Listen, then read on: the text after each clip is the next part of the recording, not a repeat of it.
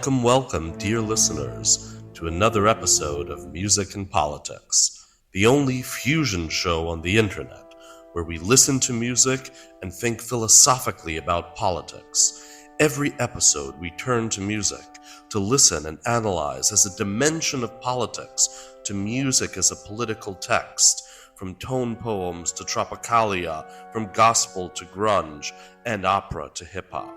From Thailand to Tallinn, from Soweto to Surabaya, and from Mumbai to Mobile, we traverse the world. And we guarantee, before you leave us today, you will have your eardrums a-tingle and your brain cells a-quiver with something new and unexpected you won't forget anytime soon.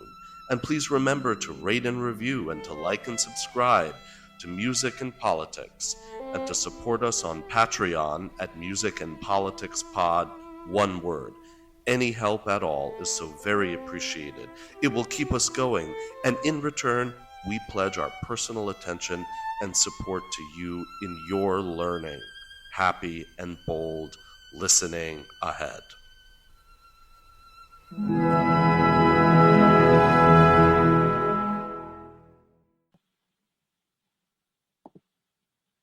Okay, so welcome back, everyone.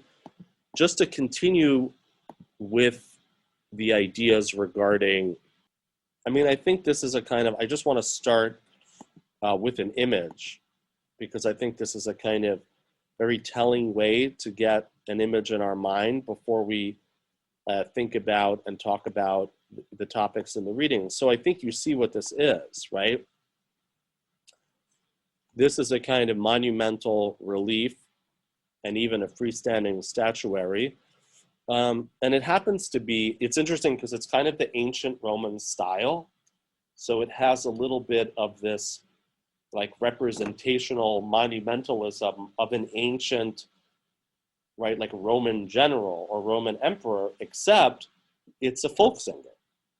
It's a bard, right? It's essentially a singer of the people. This happens to be a statue of Vladimir Vysotsky, who we will touch upon later, who was the most important post-war Soviet bard folk singer. Hopefully we'll come to one of his songs before we leave today. And he's an example of a whole series of, I don't mean this pejoratively, I mean it as a shorthand, of kind of copycat Bob Dylans, right? Where a troubadour folk singer who speaks directly to the people becomes a kind of, Bob Dylan was called the voice of his generation. These singers were thought of as the voice of the people in the literal sense of folk music. I think the Vysotsky case in Russia is so telling because of the way in which what an incredible grip he had on the imagination of the people. And it's significant because we talked about, the idea of in India that it's a female middle-aged, middle-class singer singing a very old traditional classical form of music who becomes the face of the nation. And here, though, we have instead, and let's face it, again, it's not to be pejorative, folk singers are not classically trained, neither on their instrument nor in their voice. In many ways, I think when you hear Bob Dylan, if anything, most people said, this guy has a terrible voice. But really, and this is what I want you to hone in here, is the fact that there's something, there's almost a mystique, right? There's almost a kind of ineffable feel that comes across that's not really in the singing or in the instrumental playing. There's something in between. And I would submit to you that that's basically poetry.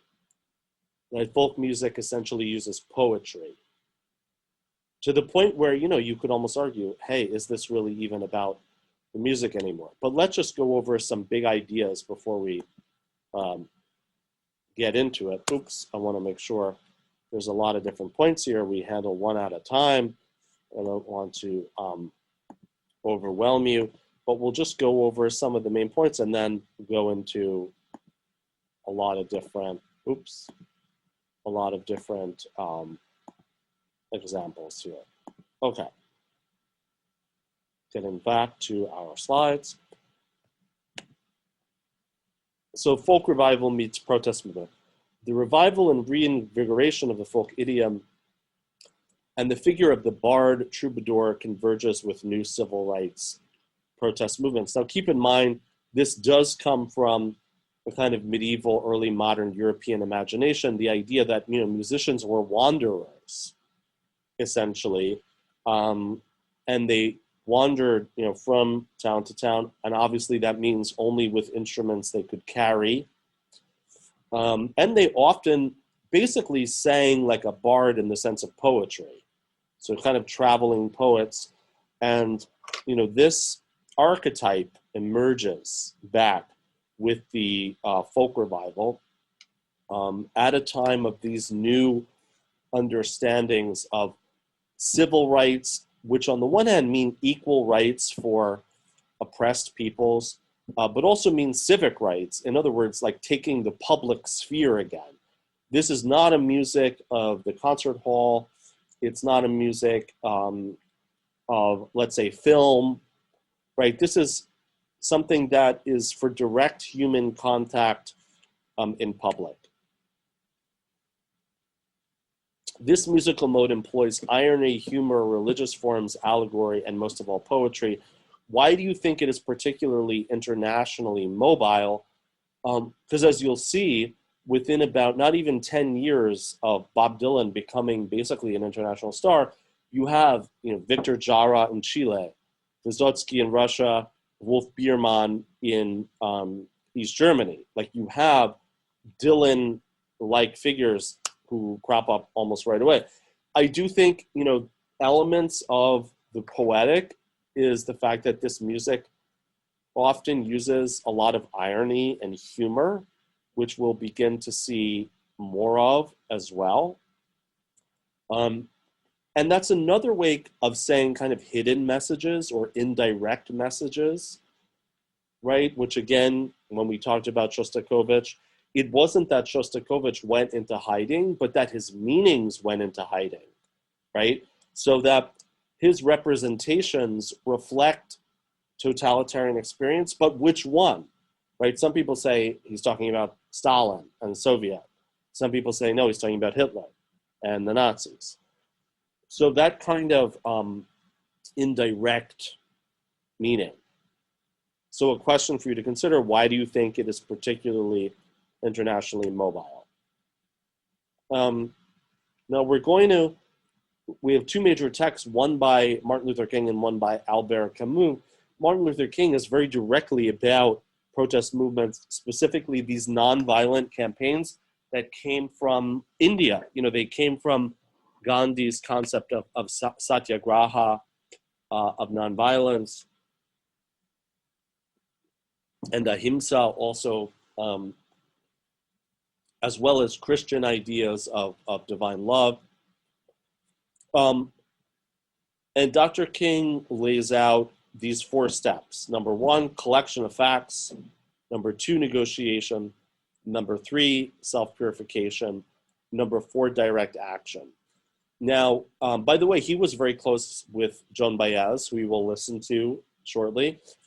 He doesn't address music directly, but I'm curious, if we brought together his philosophical ideas, where would you fit in music? Is music direct action? Is it maybe negotiation? Is it self-purification? I mean, it could almost be any one of them or all of them. Now, when we talk about a revival, I think it's interesting because a revival really means, okay, is it alive again? In other words, is it the same thing that was used to be alive and it's alive again? Is it a kind of zombie, right? Or is it a kind of manufactured product? I mentioned there was an American, very short-lived, only a couple of years, television program called Hootenanny, which served as a vehicle for the folk revival. But on the other hand, there was this debate about authenticity, like, is this just a media production? Is this real? So that's what I mean by echt, fake. Echt is a German term meaning like the real thing. But you also still have, continuing from the Cold War period, of the blacklisting of folk singers. Yes, so that you have Pete Seeger, Joan Baez, Bob Dylan, all in their different ways, essentially have to confront blacklisting, respond to it. Bob Dylan famously, like, everyone is aware that the Beatles had their really global debut, an American debut, on the Ed Sullivan Show. Well, Bob Dylan was invited and refused because he wanted to sing about his song John Birch Blues, about the Red Scare and blacklisting. And of course, the television was having none of that. Then we'll also look at the way in which that, the experience of racism on jazz and instrumentalist careers imposes a folk turn, right? A turn toward the people. And we're going to look at a Billie Holiday, who was probably the most innovative jazz singer in the history of jazz as an instrumentalist, like a real example of using the human voice as a jazz instrument. Now, by the way, those of you interested in these kinds of things, there's a new movie by Lee Daniels on Hulu about, I think it's called The USA versus Billie Holiday, or the FBI versus Billie Holiday. And it's a whole movie about one song, and we're going to listen to the song Strange Fruit. Now, there's a lot of distortions in it, but it's very much, it's a little bit confused, right? Because it's also about narcotics and other things, but it basically uses this song, that Strange Fruit.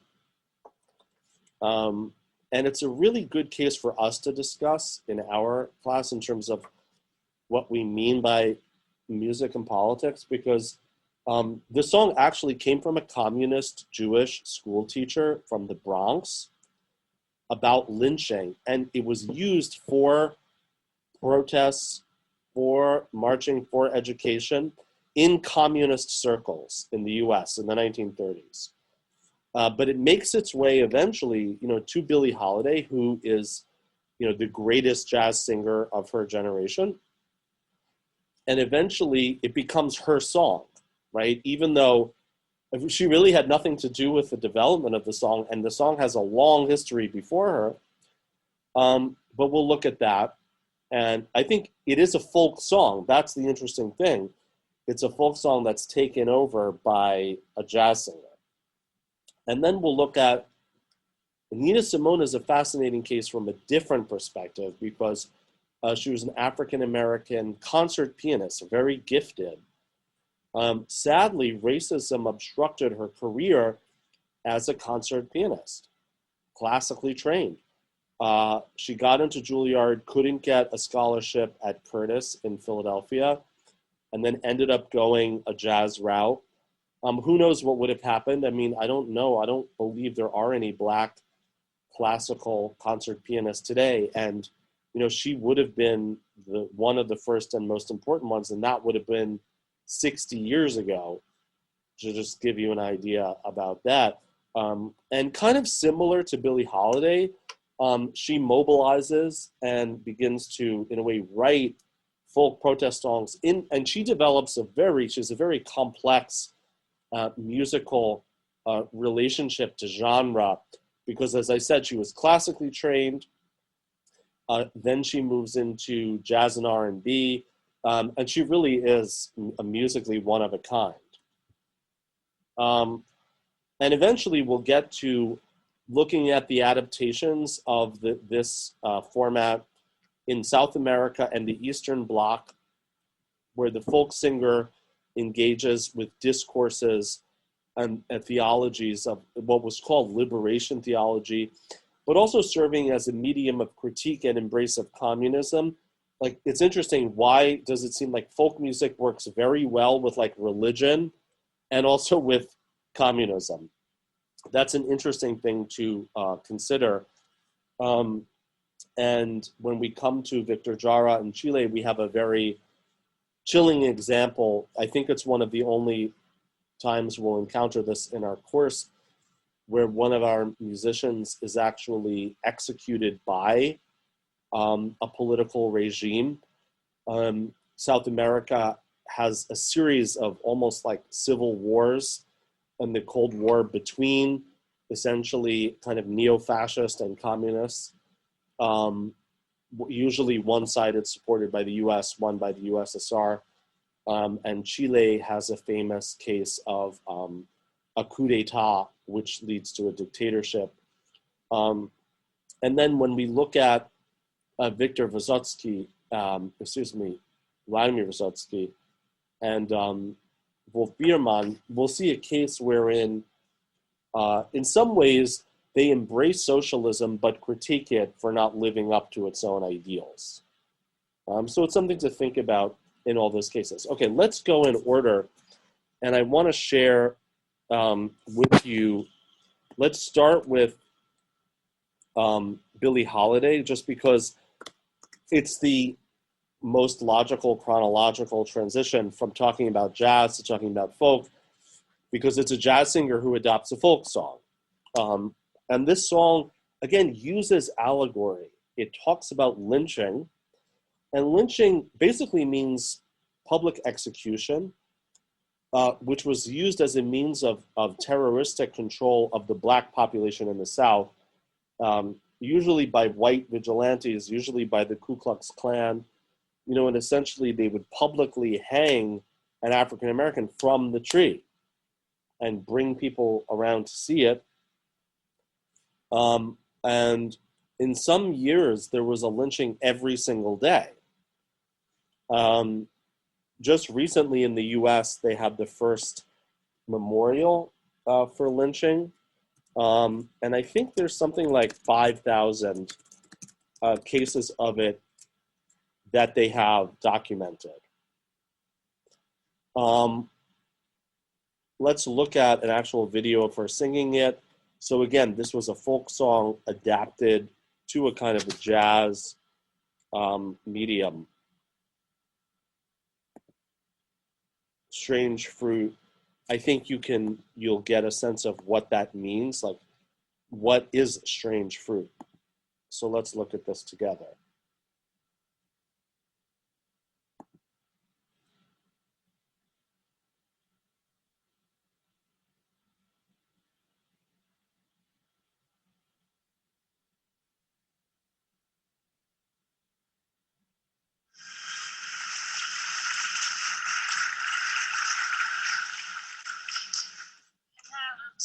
Express it for me, strange fruit.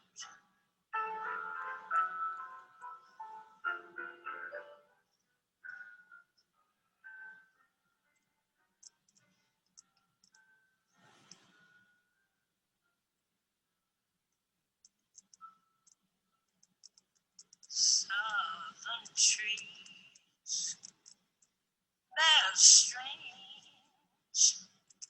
fruit. Blood on the leaves and blood at the root. Black bodies swinging in the southern breeze. Strange fruit hanging from the poplar trees.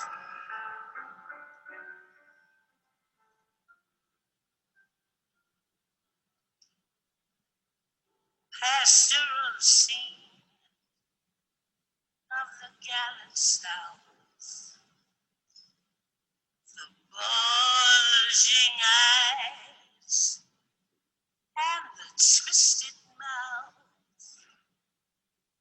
scent of magnolia, sweet and fresh. Then the sudden smell of burning flesh. Here is a fruit for the crows to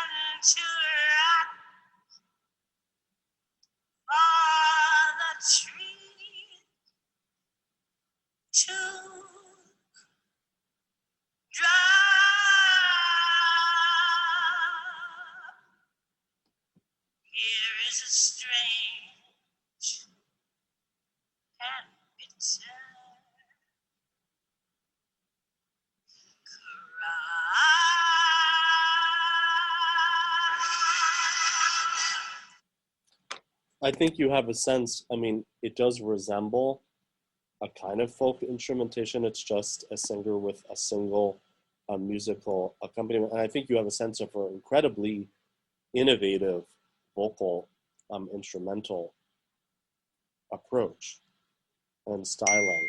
And I think that you can see the imagery. Like, does everyone see what is strange fruit that they're talking about? What is the strange fruit? Who would like to tell us?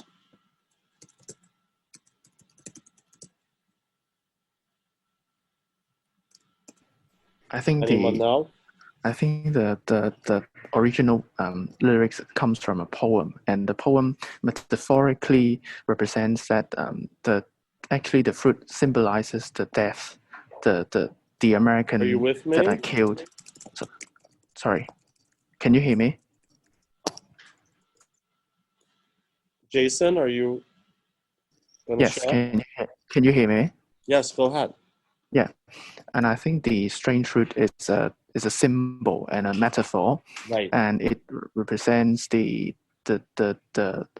Black Americans that are killed by the authorities, and I think the lyrics have some symbols and metaphor, such as the blood on the leaves and the blood at the root. These kind of symbols hint the metaphor that are used in the poem. Excellent. Very good. That's that use of like poetic techniques, right? As you said, symbolism, allegory, etc. Very good, Daniel. Right? Like, it's, imagine if the song were Dead Black Bodies. I mean, there clearly are multiple reasons why it's so powerful to use an image like strange fruit as well. Okay, let's go to another case, moving right along to Nina Simone. As we said, she's somewhat of an unclassifiable case in terms of musical genre. And someone who, might not have, like, had she had her own aspirations filled, she would have been a classical pianist. First of all, we know it interrupted her development musically, the civil rights movement. And even though strange fruit comes from these like more communist circles of use of music politically, which we don't really cover from the 30s, it's interesting that it emerged in the dominant mainstream of reception of music, and even particularly in a folk vein. So strange fruit, even though it's not really a part of the folk revival or the civil rights movement, it's kind of seen as the starting gun, right? As the very beginning of it.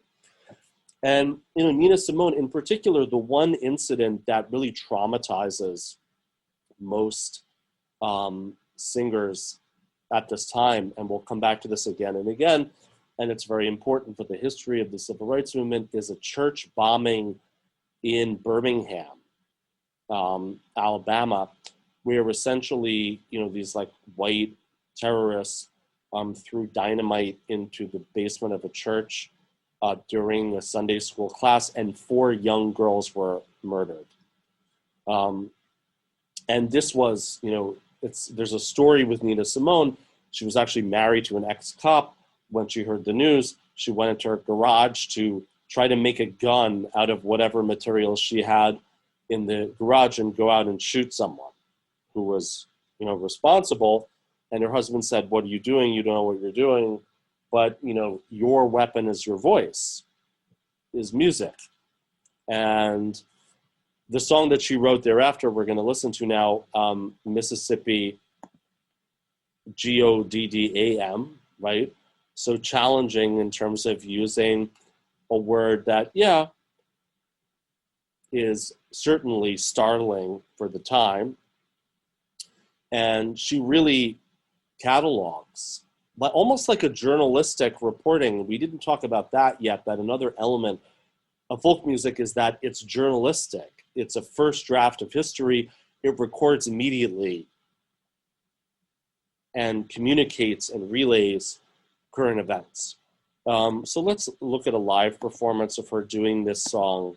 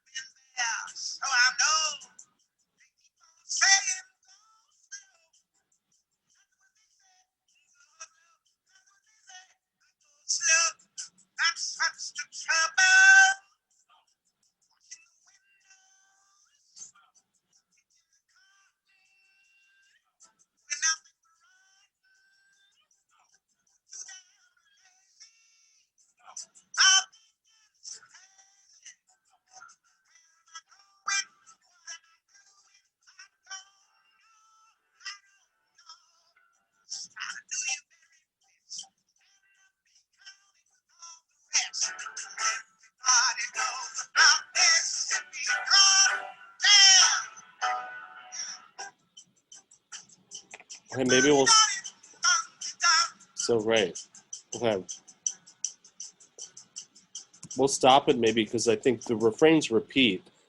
So fascinating. I'm curious what you think. I mean, it's somewhat challenging in terms of genre classification because there's clearly jazz elements, but also even rhythm and blues.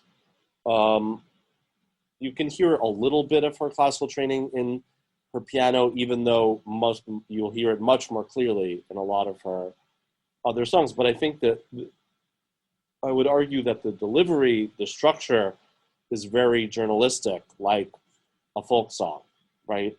She's presenting her evidence like state by state, Tennessee, such, Alabama here, right? And then the other important point is that it's personalized, right? That it's like a single singer speaking for a group, right? She's relating it via her own experiences, right? But it's another case where, she was a very well-established, let's make that clear, she was a very well-established performer and musician long before the high point of the civil rights movement, which was basically around 1964. 1965, 1 year later, by the way, actually it is the same time, you have the first major Voting Rights Act, which really politically emancipates African Americans. In other words, it restores voting rights that supposedly they should have received with the end of slavery. But, for about 100 years, they don't have them in the southern states. And you have a kind of a de facto dictatorship. I mean, the southern United States basically functioned as a one-party state. It functioned, not necessarily as a classically totalitarian society, but it functioned as a one-party state. And remember that the Black population in the South is enormous, that in some states, the Black population is as big or bigger, like even 50, 60% of the population was disenfranchised. And that's what's happening today in the United States, this issue of Black voting rights in the southern states. Anyhow, I don't want to go too far off there as well, but I think those are fascinating examples of cases where, jazz / R&B female singers inadvertently end up as kind of voices of protest and even folk music. Let's look at, though, the more, let's say, orthodox or traditional folk revival, and certainly the most important figure in this case is Pete Seeger. And like many folk singers, he comes from a very middle-class, educated, Northeastern family. He has a very, very long career, so he was a close friend of Woody Guthrie going back to the 30s and 40s, and becomes a kind of father figure, mentor to the folk revival movement. I'm fortunate that I was able to see him even quite recently before he died, in the last 10 years, in his mid to late 90s, actually. I wanted to share, he had a group called the Weavers, and he did a lot of definitive renditions of traditional songs. I want to just share one with you, If I Had a Hammer. And many of these folk songs, by the way, don't have specific authors, right? They're traditional, sometimes they're based on hymns. Like the most famous example would be like We Shall Overcome. Sometimes they come from like the Songbook of the Union movement or communism, which we don't cover right in our class because we're looking at more art music. In other cases, they come from the church, religious hymns. Similarly, listen for what we've already identified, like allegory, symbolism. So let's listen to a performance really from the heart of the folk revival in the 1960s of If I Had a Hammer. And it's interesting, Pete Seeger uses a banjo, which we'll talk about maybe after.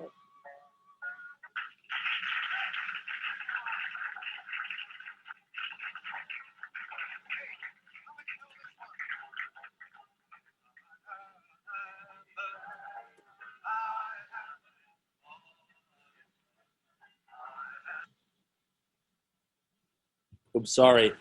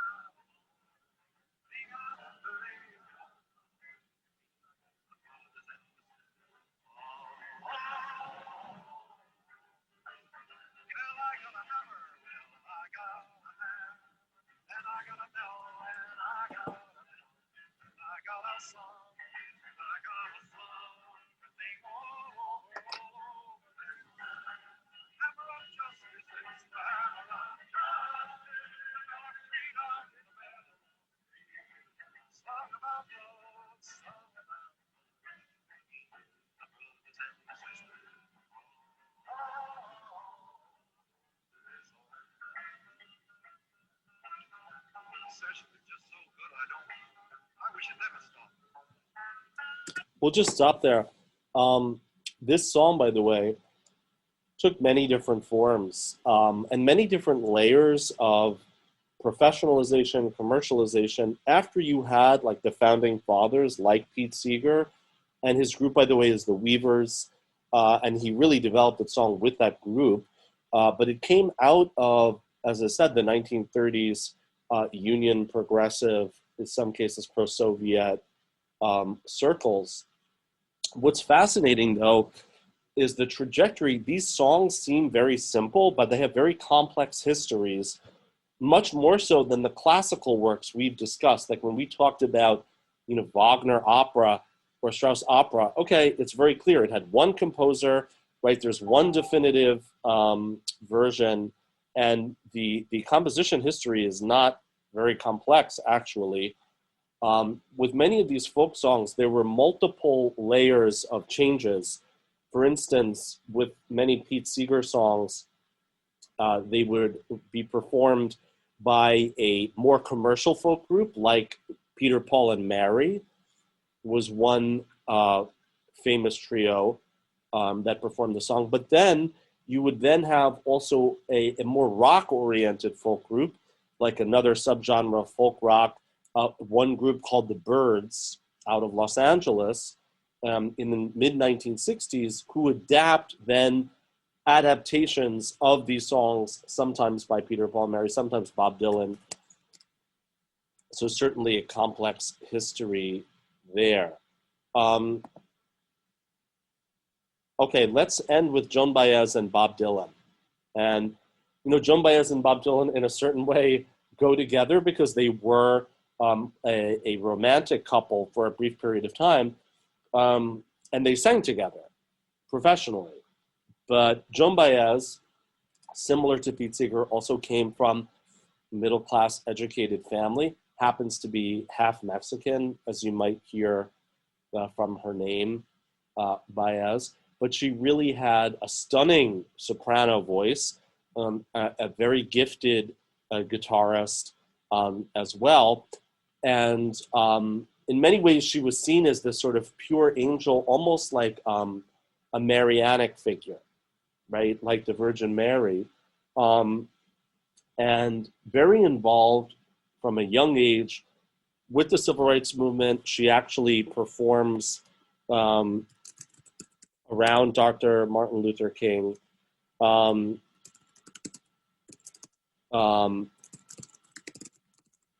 And there are so many different songs. Let's look at her We Shall Overcome, her rendition at the March on Washington. Now, something that's interesting in the whole history of our class is that, one thing we'll really notice is that there's a lot of ambivalence that, as we looked at Nina Simone and Billie Holiday, they're really inadvertently pulled into engagement in politics. And in other cases, it's very ambivalent, right? We'll also see that later when we come to punk and hip hop, that sometimes one could argue it obstructs or complicates the trajectory or the will of these artists. Joan Baez is one of the very few cases, and she says this herself, where she felt most satisfied and most happy when music and politics were perfectly conjoined together. She felt that was her mission, what she wanted to do. And, the interesting crossroads of her and Bob Dylan was this brief period at the beginning of Bob Dylan's career when he did write protest songs for the movement. We'll look at Blowing in the Wind, perhaps his most famous one. And then thereafter, Dylan takes the troubadour side of folk music and runs with it in an extraordinary creative direction that I think belongs more in our next unit, about the counterculture, psychedelia, right? Bob Dylan definitely embraces this much more experimental, less direct, more cryptic, surrealistic almost mode. Whereas Joan Baez, actually, she ends up, after Dylan, marrying the leader, essentially, of the draft dodging movement of the United States. and she performs. She's imprisoned, by the way, arrested many times in her support of so-called draft dodgers. Her husband ends up in jail for a long time as a result. So she really is deeply committed, like almost no other artist that we will look at today. So let's look at her. This is, of course, the famous March on Washington in 1963.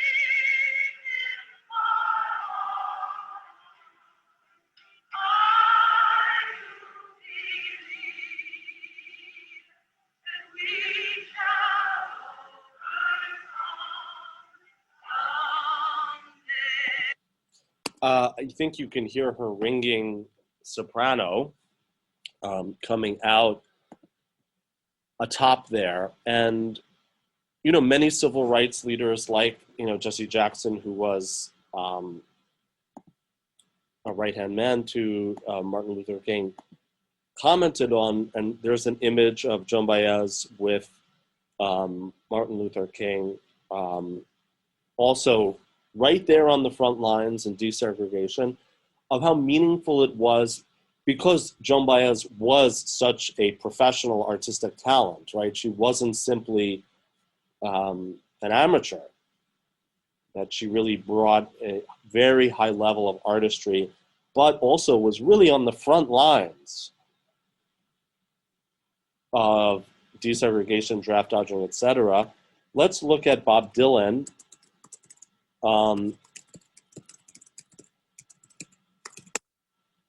And this song that he wrote, it's probably the most legendary song of his, also copied many times. There you have him, actually, when he reunited briefly with Joan Baez in either the 70s or the 80s. And, you know, Bob Dylan was really embraced as a new kind of messiah of the folk revival.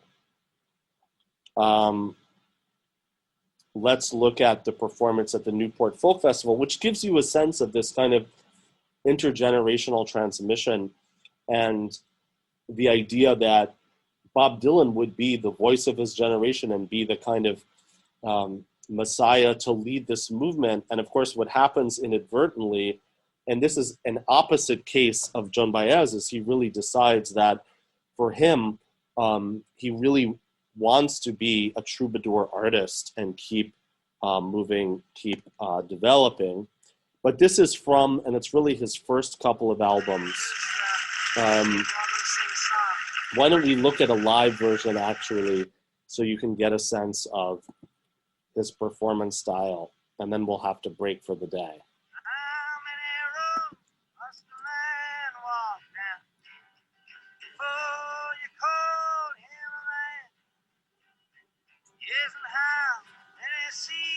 Must the white dove see before she sleeps in the sand? Yes, and how many times must the cannonballs fly before they fall out of band? The answer, my friend, is a blowing in the wind. The answer is blowing in the wind.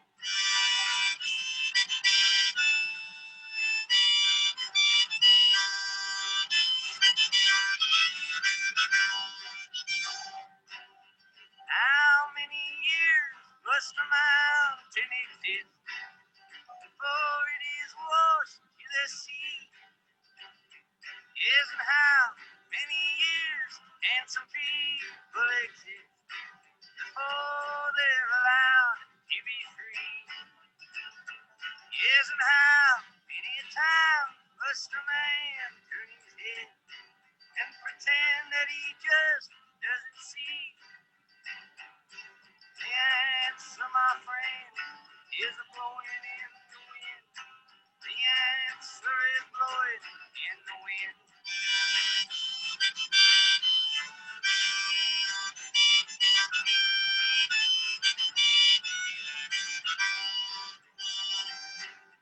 How many times must a man look up before he can really see the sky? Isn't how many years must one man have before he can hear a people cry? Isn't how many deaths will it take till he knows too many people have died? The answer, my friend, is a blowing in the wind. The answer is blowing in the wind.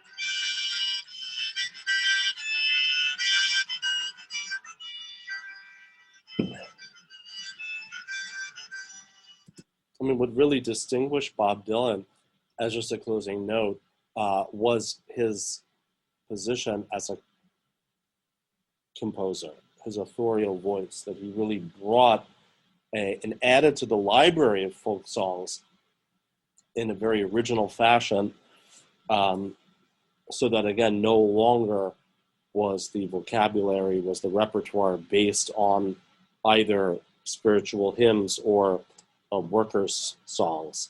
We're just out of time, and we'll pick up next week and have a kind of international overview and travelogue of folk elsewhere in the world.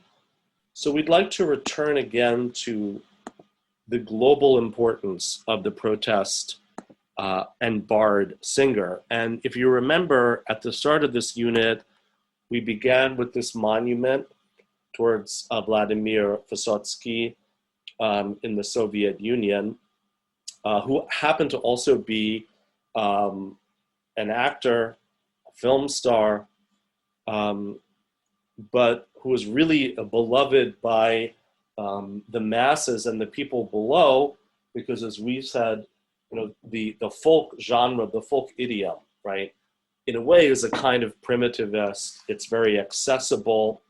It has a very long tradition as well. And in terms of its content, it focuses on everyday life, on the struggles and sufferings of people in a language that everyone can understand. And the two musical examples we're going to turn to, one from Vysotsky, but another from Victor Jara. It's actually pronounced Jara, a Chilean singer. And this image, we have to go with it because he really, almost more than any other of our composers that we will look at in this class, directly suffered from a brutal regime change in Chile in 1973 that ultimately led to his execution and his murder. And I show you this stadium because after a CIA-supported coup in 1973 against the democratically elected socialist Salvador Allende, Victor Jara was imprisoned in this stadium, which still exists, is named after him. And even while imprisoned, he was writing songs, singing folk songs to other prisoners. And then ultimately, he had his hands damaged and then was murdered by these guards. And he really remains a kind of an icon, a martyr for this whole global movement. And what's in particular interesting is the specifically Latin American movement called Nueva Canción, which also, by the way, had meetings in many parts of Latin America, also significant in Nicaragua in particular, in Cuba, as well as South America. And the idea being taking what used to be a communal gathering idiom, like for community singing, but making the songs about everyday life and about topical issues, even to the point of having community centers that would communicate and educate the people through songs. And you can imagine, especially for a pre-internet age, for societies where literacy or education is not that strong, it's in particularly critical. So we talked already about the use of irony and allegory and poetry. We went over Martin Luther King. We went over protests coming from other genres, but just as a summary here, we talked about the interesting thing is that in the English-speaking world, specifically the United States, right, where they had a strong political tradition going back to the 30s. We've already talked about Woody Guthrie. We looked at Pete Seeger. And the interesting thing is the trajectory, and Bob Dylan is the key transition figure, is that the genre moves from direct, topical, political, towards much more personalized and artistic, which is somewhat of the opposite trajectory, specifically in Latin America, where the genre becomes more mobilized in a political fashion. And it's very significant in the Eastern Bloc. The other major figure to mention, unfortunately, I couldn't find any of his songs translated into English, but I'll still go over some of the titles with you at least. Wolf Biermann.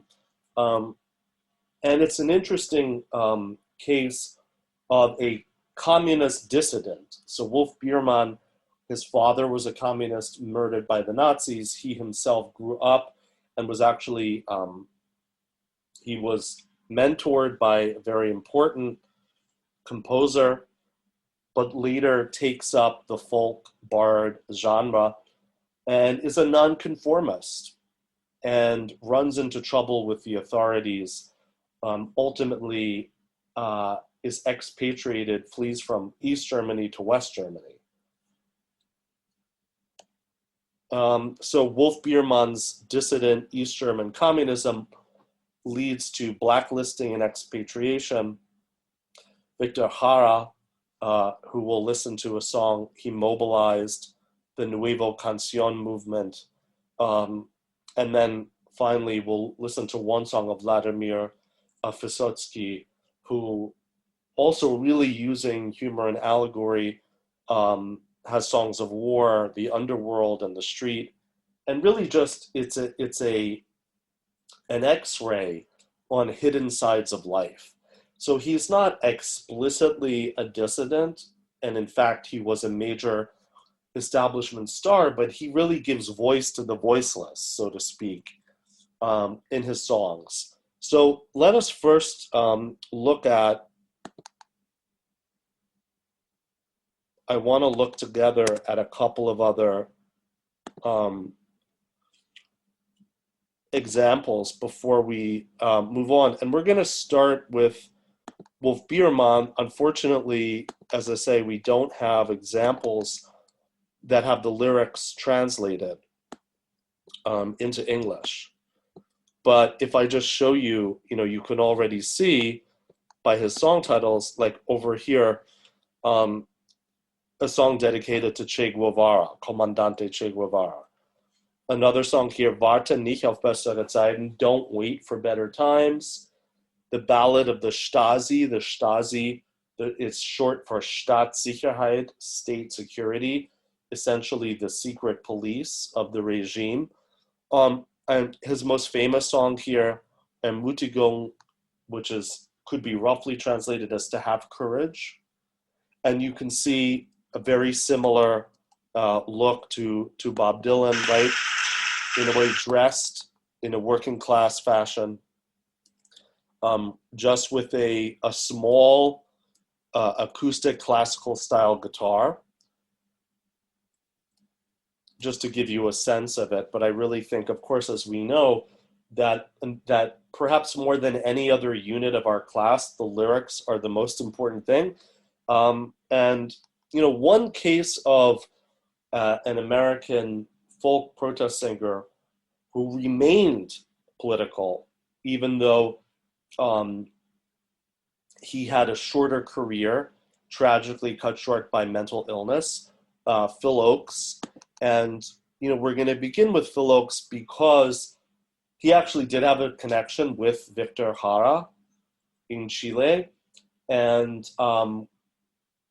Phil Oakes connects very well to Martin Luther King's critique of the white moderates. Remember this idea that it's really the well-behaved conformist groups of society, not necessarily the radical right or revolutionaries that pose a danger to society. And I think this one song by Phil Oakes so clearly brings that home. And it's very much about the smug self-importance, self-love, almost narcissism of the so-called do-gooding, feel-good liberals. Let's listen to some of this track, Love Me, I'm a Liberal. And I think, it's a good point of comparison. And I think you'll be able to understand the lyrics in English, even if they're not written on. So let's listen to some of that. In every American community, you have varying shades of political opinion. One of the shadiest of these is the liberals.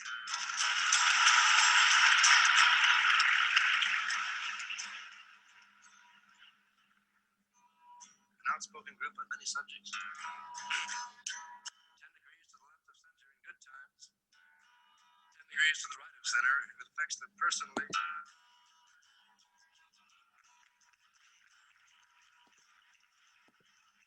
So here then is a lesson in safe logic. I cried when they shot Medgar Evers. Tears ran down my spine. And I cried when they shot Mr. Kennedy. So I'd lost a father of mine. But Malcolm X got what was coming. He got what he asked for this time. So love me, love me, love me. I'm a liberal. Get it?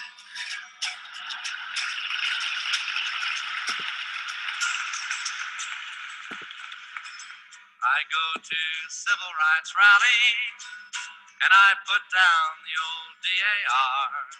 DAR, that's the dykes of the American Revolution.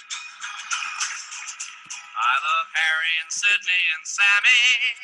I hope every colored boy becomes a star.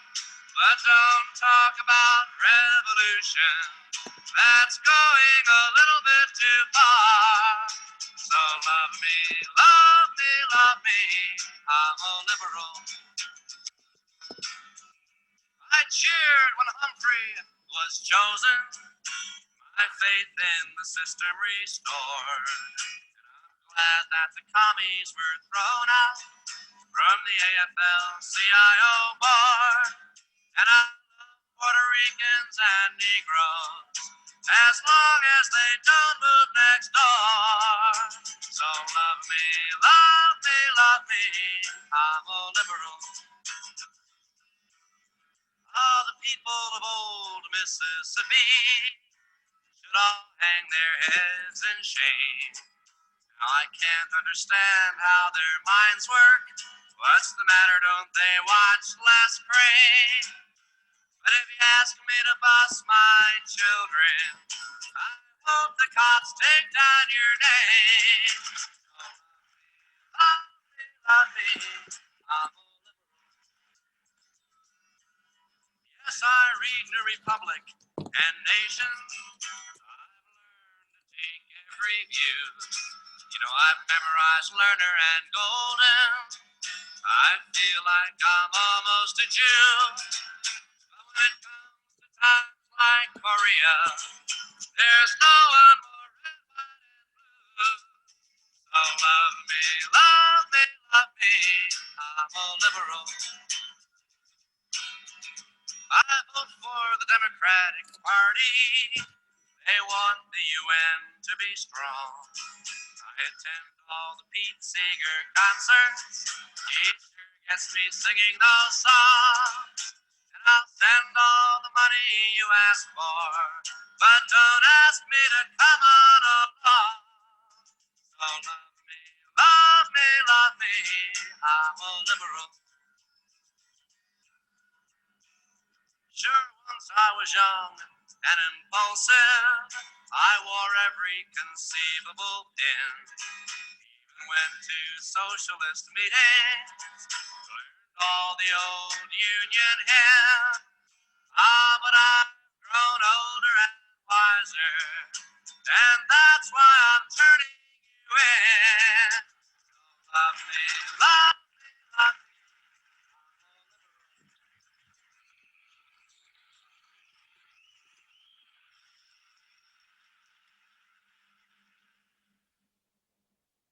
me. Any thoughts about the message there? Could you maybe summarize that?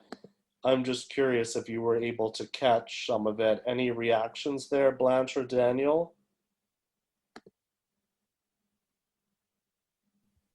I think the singer is trying to like accuse the white moderates as hypocrites because like they from the lyrics it seems like that they have all these ideas that we should be equal, we love everybody, but please do not have. I think I heard a line that said please do not have a revolution or something like that. Right. I wish all colored people could be a star, but no revolution, something like that. So basically, they're saying that the white moderates they have these ideals, but they are never going to make actual change. Right. Absolutely. Very nicely put. Very similar to Martin Luther King's message, right? That in a way, this is the silent majority. And essentially, if you know the phrase NIMBY, it's used a lot in the United States. It means not in my backyard, NIMBYism, right? The idea that, you know, we're all for change, but not if it affects me, not if it comes too close to change my own circumstances. And I think it's important because it really draws out the difference between like what's the real difference between protest, genuine support or activism, and the civil rights movement, as opposed to, right, the kind of popular art and song and entertainment that we've been talking about, which, by the way, goes back to the big question of the last couple of units posed by Adorno. Can you really have any kind of change, social change, or even revolution through the format of popular song, or is in a way the format already compromised and limited? Okay, well, let's go global and see how it looks different. This is a live performance by Victor Jara with English subtitles in Spanish. It's, again, we're somewhat limited by what we have available in terms of subtitles, but I think this also conveys the title itself, El Derecho de Vivir en Paz, the right to live in peace. But you can have a perspective on a global consciousness and awareness, and again, a very similar format. So why don't we compare?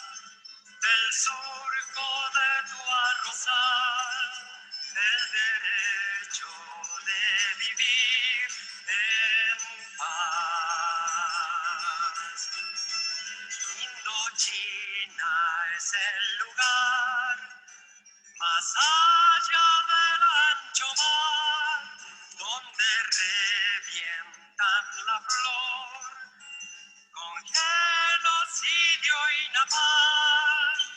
La luna es una explosión que funde todo el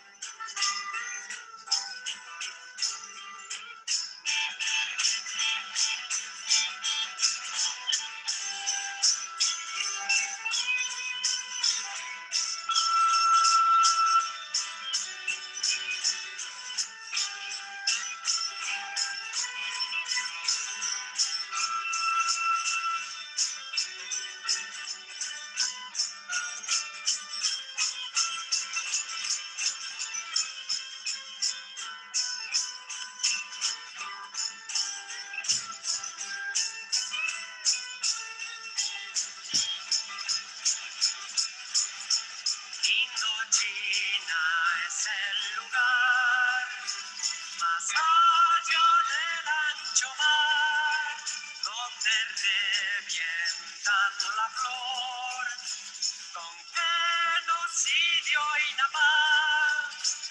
La luna es una explosión que funde todo el clamor del derecho de vivir en paz.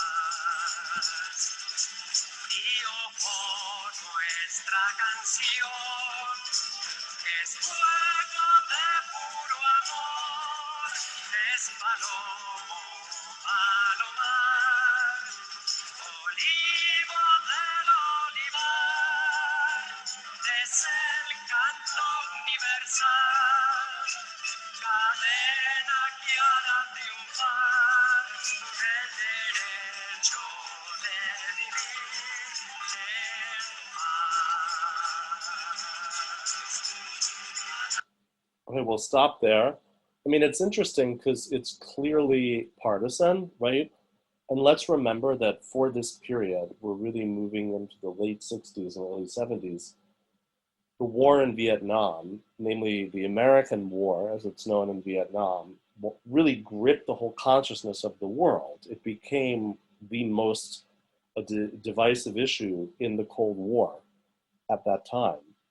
And what I think is interesting, from an artistic musical point of view, is that Victor Jara frames the struggle of Ho as a kind of traditional outlaw, or like a bandit, right? Someone hiding, someone fleeing, looking for peace. And so in a way combines a traditional form of a folk song with a new political content. And I think that consciousness of history is particularly unique and important in this particular folk genre. And when we go to Vladimir Vysotsky, we'll see very much the same, where he sees himself in a line of poets, going back centuries, and he drops many famous names here that have an obligation to give voice to the voiceless, to the forgotten, the marginal in society. And this is a case where he was a major star in the establishment in the Soviet Union, and is not an outright dissident in the way that Wolf Biermann is. But again, he opens up a lot through humor and through allegory, an opportunity to shine light essentially on the hidden dimensions of society. So let's listen to his song, and then we'll take some comments together, again with subtitles. Кто кончил жизнь трагически, тот истинный поэт. А если в точный срок, так в полной мере. На цифре 26 один шагнул под пистолет, другой же в петлю слазил в Англитере. А в 33 Христу он был поэт, он говорил: да не убей, убьешь, везде найду, мол. Но гвозди ему в руки, чтоб чего не сотворил, чтоб не писал и чтобы меньше думал. С меня при цифре 37 в момент слетает хмель.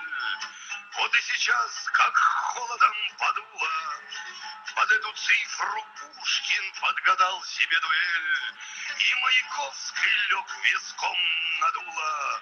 Задержимся на цифре 37, коварен Бог, ребром вопрос поставил или-или. На этом рубеже легли и Байрон, и Рэмбо, а нынешние как-то проскочили. Дуэль не состоялась или перенесена, а в 33 спяли, но не сильно, а в 37 не кровь, да что там кровь, седина, испачкала виски не так обильно. Слабо стреляться, в пятки, мол, давно ушла душа, терпение психопаты и кликуши. Поэты ходят пятками по лезвию ножа и режут в кровь свои босые души. На слово длинношеее в конце пришлось 3 «е», Укоротить поэта вывод ясен, и нож у него, но счастлив он висеть на острие, зарезанный за то, что был опасен. Жалею вас, приверженцы фатальных дат и цифр, томитесь, как наложницы в гареме.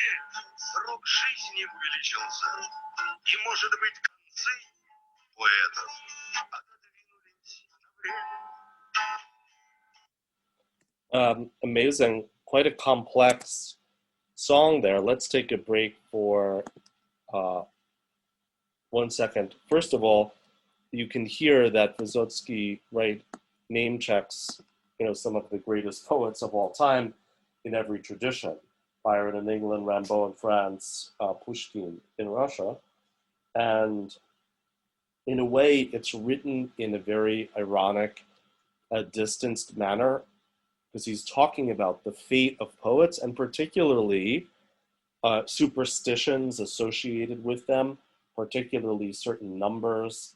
And of course, he mentions, maybe the most famous outsider poet, so to speak, in the Western tradition, Jesus Christ, who, as we know, of course, is killed at 33. And he almost, even though he didn't know Victor Jara, could be also dedicating or singing this song to his fate, of the fact that many poets, right, end up dying prematurely or as martyrs, so to speak, even though in a way it's a contradiction because he himself, in a way, is a bard poet, but he's singing ironically about them in this interesting kind of fast-paced waltz rhythm. And unlike Victor Jara, not really singing in a melodically pop format, but much more of a kind of almost spoken word approach. Any reactions here, if you would compare the Vysotsky with the Victor Jara, or how you might differentiate it with some of the English language? I think that's a very good, by the way, that's another good point of analysis, is if you think of the contour of the melodic line, does it jump a lot, right? Is it very monotone or consistent throughout? And we talked about the fact that a major difference with so-called political pop, which we're going to return to now, and we examined last time John Lennon's "A Woman is the N-Word of the World" and Marvin Gaye's "What's Going On," they have enormously dramatic leaps in the melodic line. And that's because, these are two big pop stars. They come out of the two biggest factories of pop music in the 1960s, Motown and the Beatles. And you hear that for these singers that really come from a folk tradition, for the most part, you have something that much more approaches a spoken delivery. And we looked briefly at the spoken word genre of Gil Scott-Heron, which of course never had quite the same worldwide impact that pop did, also tends towards a spoken word delivery. Now, talking about thematically, I want to go back to our overview of the next unit. So it basically concludes, and it concludes the end of the last unit when we talked about civil rights, right? And the other major thinker, other than Martin Luther King, that we looked at for ideas is Albert Camus, right? The philosopher and writer from French Algeria of existentialism, right? That philosophy that basically says it's an atheistic philosophy that, we are what our choices are, and that those choices are about the pursuit of authenticity. And, folk is a genre that very much is about authenticity and real people and real life, right? Whereas if we think of pop, it's much more of a factory-made composite of multiple different layers together, some electronic, some acoustic, some very new, some very old. And Camus very much, speaks to the role of the artist and talks about how, art is chosen as the enemy, often by tyrannies, the first victims. And I think it's fitting when we look at Victor Jara, to a lesser extent, Wolf Biermann, and even Bob Dylan at the beginning of his career. As I mentioned, he refused to perform on the Ed Sullivan Show regarding the suppression of his song on the Red Scare, on the anti-communist black listing. And it's this point that it's the voice, right, in a work of art, which is its emancipatory force, which can't be hidden by cells, and it's interesting that Victor Jara was, of course, murdered in secret, buried in secret. His wife had to flee the country, even with all of his recordings.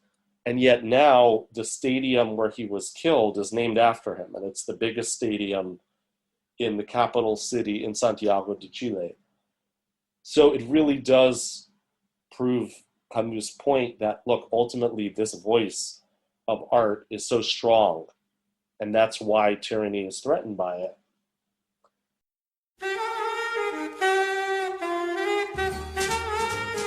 Well, that about does it for us. We hope you enjoyed the show. Thank you for tuning in, our dear listeners.